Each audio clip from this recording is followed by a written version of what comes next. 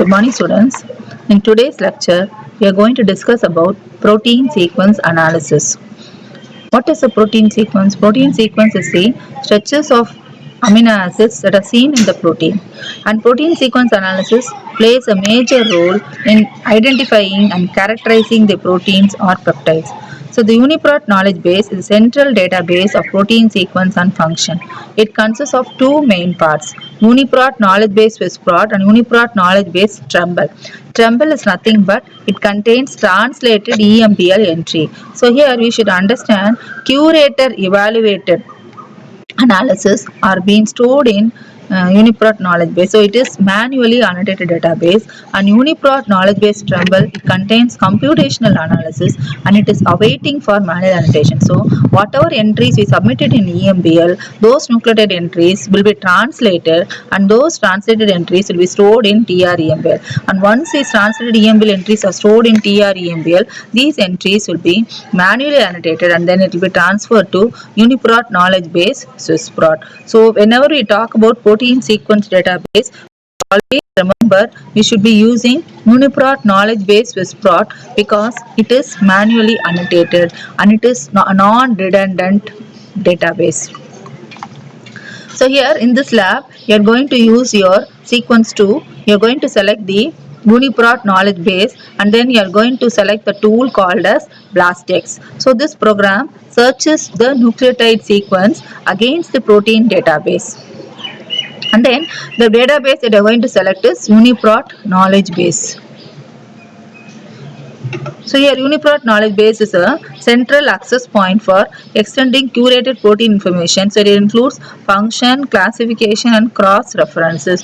It helps us to retrieve everything that is known about a particular protein sequence.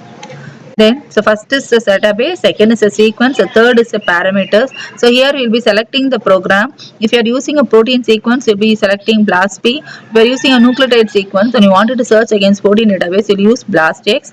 BLOSSOM 62 is the default matrix. Gap opening penalty is 11 and gap extension penalty is 1. The default entry that will give is e-value, it gives till e-value of 10. So here the matrix is similar to our key our teachers normally use for our scoring. So whenever the teachers correct the papers, if they give a score, they'll try to give based on the key. So here for scoring the sequence alignment, the matrix refers to the key. So normally default matrix is BLOSSOM 62. And then some places this BLOSSOM 62 is used for detecting weak protein similarity. Alternative of BLOSSOM 62 is PAM. PAM refers to point accepted mutation matrices. So choosing a matrix with larger PAM value will allow alignments of distantly related, and choosing a BLOSSOM matrix with a larger value will allow a large. So here both are oppositely related. So, for example, larger PAM refers to close doing alignment with distant related sequences. Larger BLOSSOM value refers trying to align with closely related sequences. The default matrix that is used is BLOSSOM 62 so that it can be used to detect weak protein similarities. The expect threshold value refers to the statistical significance threshold for reporting database sequence matches. So the default value is 10, which means it displays matches which are having value of 10. So lower E value refers to the more stringent. Higher E value refers to the less stringent. And normally whenever we select the sequence, we select only those E values which are having 0 or less than 0, which means it is of high statistical significance. Whenever we select E values greater than 1, it means it's not reliable. Then in the BlastX tool, we have an option called as filter. Filter helps to eliminate statistically significant biologically uninteresting reports. For example, it might be having some proline rich region, some common acidic region, basic region. All these regions will be filtered so that it will give you a meaningful report. Then as already mentioned, whenever you open a gap, that we have a gap opening penalty. So the gap opening penalty will always be higher. The default is 11. So why the gap opening penalty is higher is it will decrease the number of gaps, and if you have good alignment without any gaps, your Z score will be higher. Coming to the extension penalty, gap extension penalty will always be lesser than the gap opening penalty. So here you should understand long gaps. Whenever we compare long gaps and short gaps, you will understand long gaps will have a greater score because there will be one gap opening penalty and there will be a large number of gap extension penalty. So as a result, the score will be lesser. So whenever I have two sequences, one sequence with large gaps and one sequence with bits of gaps here and there. So whenever the sequence is bits of gaps here and there there will be gap opening penalty. So as a result, the score will decrease. But whenever I have a sequence with large gaps, there will be one gap opening penalty and the gap extension penalty. So as a result, the longer gaps will have a greater score than a sequence alignment with greater number of gaps here and there. I hope you understand. Maybe in the next slide I'll show you how bunches of gaps and long gaps will be. So whenever we compare matrices, we have PAM and BLOSSOM. PAM refers to percent accepted mutation. It is based on comparing many pairs of very similar protein sequences, at least 85% identical. They are taken homologous sequence. What do you mean by homologous sequences? Homologous sequences refers to sequences which are closely related and they have evolved from a common ancestor. Margaret Dayhoff constructed a mutation probability matrix comparing many pairs of protein sequences to determine the empirical frequencies with which one amino acid is replaced by others during evolution. So what she has done is she has compared many pairs of protein sequences and she has determined what is the frequency. So here we have different types of PAM. PAM 1, PAM 10, PAM 25, PAM 50, PAM 100, PAM 125 and PAM 250. So here as I already mentioned, PAM 1 is used to compare amino acid sequences with close similarity and PAM 250 is used to compare protein sequences with distant similarity. Distant similarity means sequences which are distantly related. Closely related, that is whenever I use closely related sequences I should use PAM1. Whenever I use distantly related sequences I should use PAM 250. So here this shows how a matrix will be. This is a PAM 250 scoring matrix. The amino acids are represented here and the numbers refers to the frequency of occurrence. So here say for example in this case methionine has the highest frequency. So in the place of methionine alone is been coming. Methionine is having highest score of 6. Next to methionine you have leucine. Leucine is having score of 4. So here you should understand only those amino acids with similar property will be seen, and then those with the very different properties they will be having a negative score. So here you can see arginine. Arginine is having a score of see arginine is 0, and then asparagine is having a negative score. So here she has compared the frequency of occurrence of the amino acids, and based on the occurrence of amino acids in the closely related family she has given a score. So here we can understand in nature only closely related amino acids have the greater frequency of occurrence, and amino acids have different property or different chemical properties. They are not being seen because the change in their properties makes the protein functionally make the protein non-functional.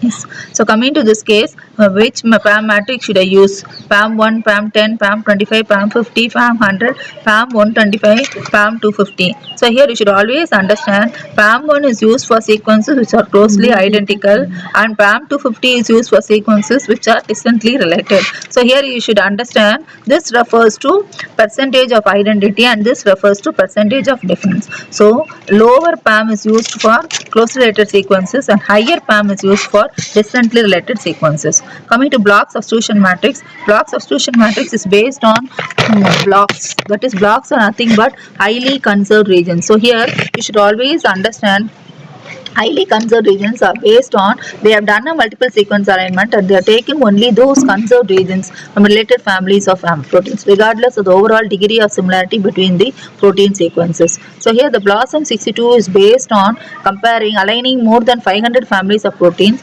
and they have this been based on the blocks that is been observed. So BLOSSOM 62 is based on blocks that are 62% identical, and BLOSSOM 80 is based on blocks that are 80% alike. So here coming to PAM and BLOSSOM, which matrix to use depends on the goal of the investigator. So here PAM matrix is based on scoring all amino acid positions in related sequences, whereas BLOSSOM matrix is based on substitutions and conserved position in blocks, which represents the most alike common regions in related sequences. So here PAM model is designed to track the evolutionary origin of proteins, whereas the BLOSSOM model is designed to find the conserved domains. The choice of which matrix to use depends on the goals of the investigator. So here there are equivalencies between PAM and BLOSSOM. PAM 100 is equivalent to PAM 90, PAM 120 is equivalent to BLOSSOM 80, PAM 250 is equivalent to BLOSSOM 45. The diagram here refers to when they are having more divergent sequence. What do you mean more divergent sequences? Sequences which are distantly related, we can go for BLOSSOM 45 and PAM 250. When they are closely related sequences, we can use BLOSSOM 90 and PAM 100. So here coming to your gap opening penalties, we have whenever we open a gap, there are two possibilities: opening a gap in the alignment and extending a gap in the alignment. As we already know that opening gap penalty will be having a higher score and the gap extension penalty will be lesser. Here I have given two examples. These slides is being taken from the protein sequence analysis tutorial that is available at the EBA site. Here they are given two examples. The first example, they are shown bunches of gaps. Whenever you have bunches of gaps, here there will be only gap opening penalty. As we already mentioned, gap opening penalty will be having higher score. So this higher negative score will decrease the overall score. But whenever I have long gaps, what happens? First we will be having a gap opening penalty, then we will be having a gap extension penalty. So as a result, what will happen? This sequence will be having lesser negative scores to detract from the overall score. So this alignment will be having a higher score than the previous example 1. So this is how the score will be calculated. These values are calculated from the frequency, and then based on the number of gaps, they will be having a negative score. So overall total scores will be subtracted. The negative score will be subtracted and you will be getting the total score for the alignment. So here we have selected database, we have pasted the sequence, we have selected the BLASTX tool. So this will be the result page. So once you get the result page, I wanted you to click on show alignments. Whenever I click on show alignments, I have already mentioned in the previous lecture, we have the score, will be given the expect value, will be given the identity, positive refers to percentage similarity, and then frame. So for this, in this particular lab, I wanted you to focus on frame. Frame plus 2 refers to, even though there are 6 frames for a given nucleotide sequence, this particular nucleic acid sequence, frame 2 is functional. Yes. So whenever I click on visual output, it gives me an idea what are all the subject sequence. Subject refers to sequences that are available in the protein database, which is having a similarity to this sequence. And then when I click on functional prediction, it gives me an idea what is the function of this protein sequence, what are all the conserved domains seen in this particular protein sequence. Then when I click on the UniProt entry, it gives me the flat file entry of the protein sequence. So here I'll be able to see the protein name, gene name, organism name, and taxonomic classification, sequence length.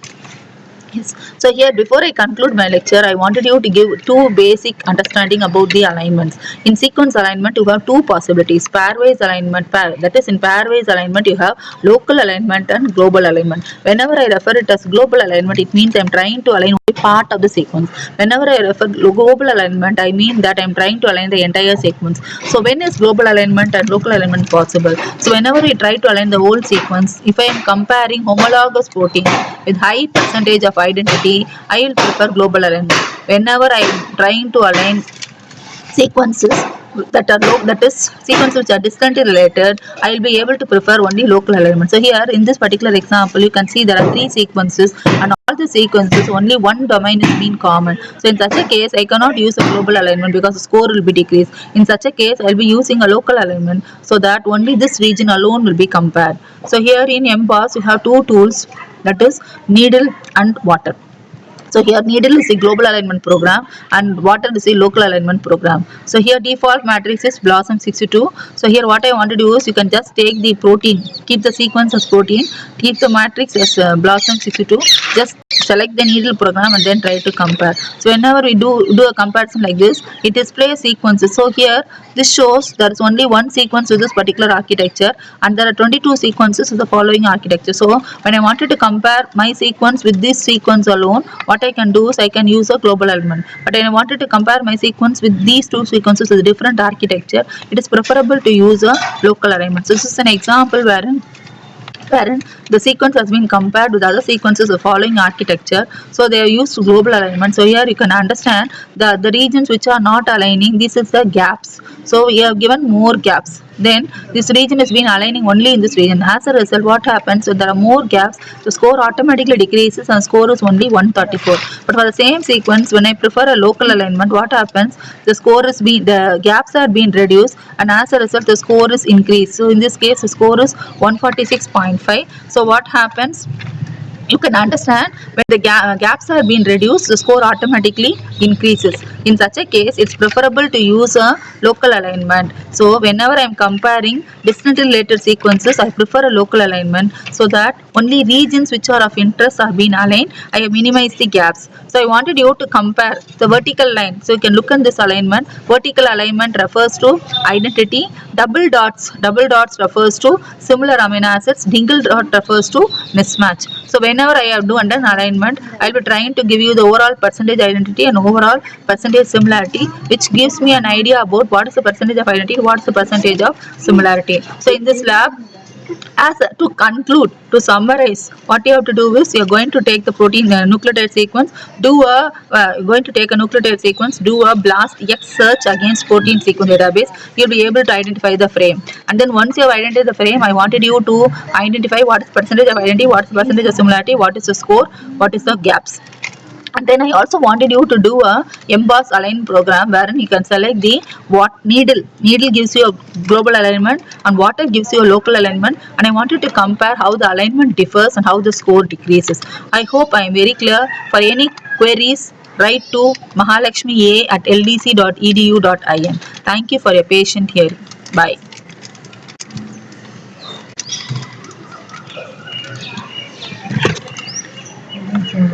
One second. Stop record.